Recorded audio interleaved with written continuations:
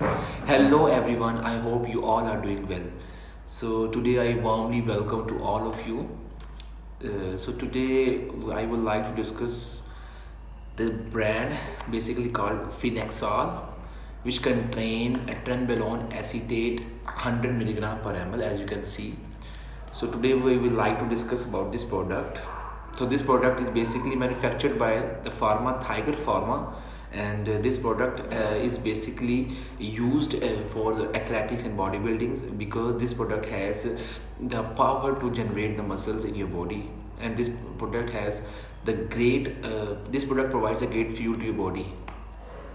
So why you can use this product, and basically this product Finexol has a active ingredient trenbolone acetate 100 milligram per ml. It means 1 ml contain 100 milligram of trenbolone acetate. So as I already told you, this the Tiger Pharma has produced this product. So this product is indicated for fast acting anabolic steroid for animals with strong androgenic and anabolic properties. This drug has no drug interaction with other steroids as well, so this can be used with the combination of the steroids.